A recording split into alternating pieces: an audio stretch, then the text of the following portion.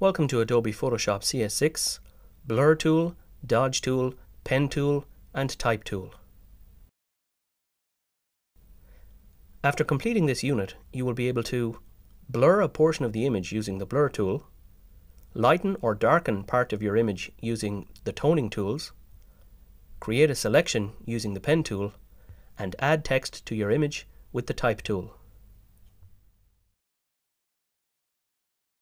In photography, you can take a photograph of something and make it out of focus, like the background of this image here. If you don't achieve this effect in your own photography, you can create this effect in Photoshop using the Blur tool.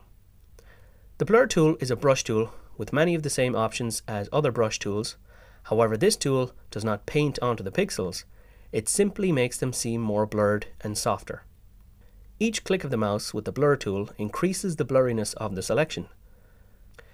The subset tools here are the Sharpen tool, which is almost exactly the same as the Blur tool, except it sharpens the selection instead.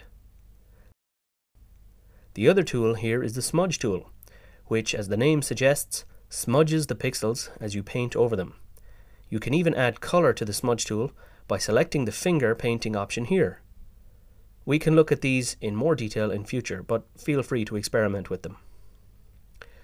The next tool to look at here is the toning tools, which again act like brush tools with many similar options, size, hardness, etc. Except instead of painting color, they paint exposure and color saturation onto the image. The first one here is the Dodge tool, and this increases the exposure as you brush the image. This can be used to lighten the selection of an image. To balance this tool out, we have here the Burn tool, which reduces the exposure levels and darkens the selection.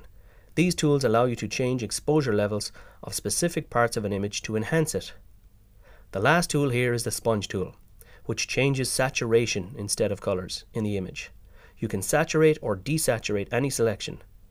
This allows you to increase color saturation in a specific part of the image. The Pen tool is next. This tool has multiple functions which we can examine in future courses, but for now we will look at creating a selection with it. The tip of the Pen tool can be used to make selection points in a similar way to the polygonal lasso.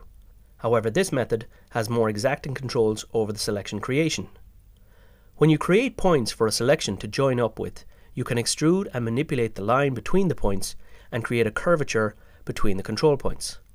Once you have created a loop, this little circle appears to let you know that the selection path is complete. Just release and then click Make Selection up in the options window to make the selection. You can then use this selection as you would any other selection. This tool can be daunting, but I encourage you to try to get to grips with it, as it can be very useful in some circumstances, and we can look at its other functions in future courses. The final tool in this unit is the Type tool. This simple tool lets you type text onto your image. When you select this tool, your cursor changes into a typing box, and you can place it anywhere on your image by simply clicking on the desired area. Once you do this, you can type your text. The text will appear in the color of the foreground palette, and up in the options window, you will see the usual options associated with text, font, font size, etc. Each time you use the Type tool, you create a new layer here in the Layers window. To manipulate the text after you have created it, you can simply select the layer in question, and then you can use the Move tool to reposition it, for example. You can also turn on the Show Transform Controls button and resize or rotate your text. The only other subset tool we will look at now is the Vertical Type tool. This works the same way as the Type tool, but it orientates the text in the vertical plane as opposed to the horizontal one. We can look at the other subset tools of the Type tool in future courses.